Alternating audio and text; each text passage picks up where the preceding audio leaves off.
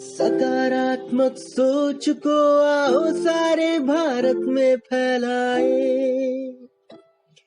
सकारात्मक ऊर्जा का आओ सब में संचार कराए। ऐसा ना हो कि हम अपनी जिम्मेदारी भूल न जाए, क्यों इंतजार करें हम किसी का, आओ एक मशाल जलाए। जय भारत, वंदे मातरम।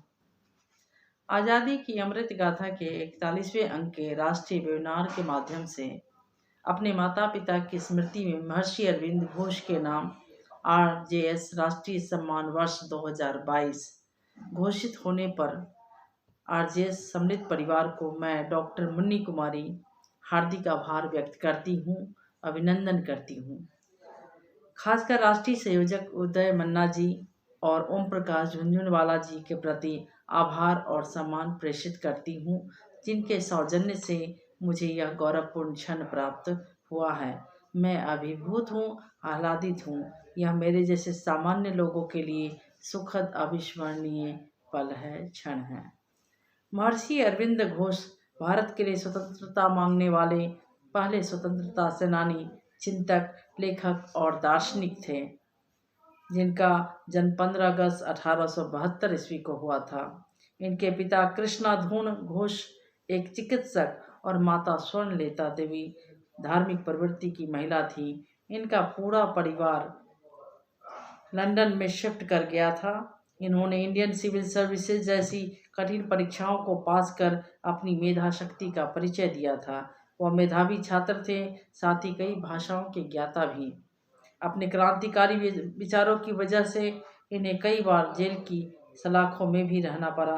अंत में अध्यात्म की शरण में चले गए। पांडिचेरी इनका कर्म स्थल बन गया। यहीं से वो आगे का संपूर्ण कार्य करते रहे, चाहे वह देश की सेवा हो या आध्यात्मिक सेवा के द्वारा लोगों का हृदय परिवर्तन ही क्यों न हो। वो स्वामी विवेकानंद जी को सुनते थे तथा उनके योग विद्या से इतने प्रभावित थे कि उसे अपने दिनचर्या में शामिल कर लोगों को इसके लिए प्रेरित भी करने लगे।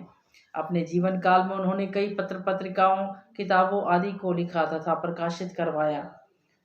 वेदों उपनिषदीय ज्ञान पर बल देते थे। 1926 ईस्वी में पांडिचेरी में आध्यात्मिक आश्रम की स्थापना की और यहीं से वह ब्रिटिश गवर्नमेंट के साथ पत्राचार आदि करते थे। शिक्षा पर उन्होंने बहुत कुछ लिखा है। वो मनुष्य को अपने स्वभाव का खुद से अध्ययन करने को कहते थे ताकि वह अपना परिमार्जन कर सके। बुद्धि को तर्क के आधार पर आत्मसात करने पर बल देते थे।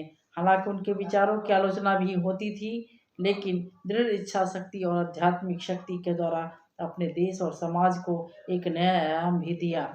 महर्षि अरविंद घोष जैसे व्यक्ति असाधारण प्रकृति के युग युग में धरती पर जन्म लेते हैं।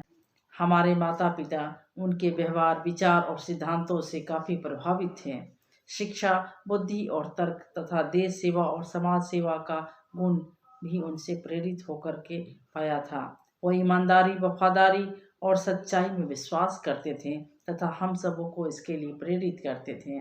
मेरे पिताजी का प्रेरक वाक्य हमें बराबर याद रहता है। वो कहते थे, honesty is the best policy. समय के संदर्भ में कहते थे, time is money, money is nothing. अपने धर्म कर्म में विश्वास कर साथ शिक्षा और सेवा में रुचि रखते थे, शिक्षा में रुचि रखते थे।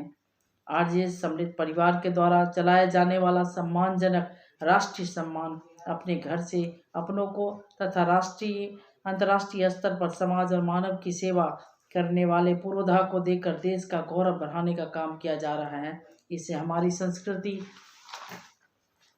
माता पिता और बुजुर्गों के प्रति वर्तमान में हो रही अनदेखी को और सम्मान को खत्म कर पुनः प्रतिष्ठित करने का काम किया जा रहा है, जो कि काफ़ी सराहनीय है, प्रेरणादायी है।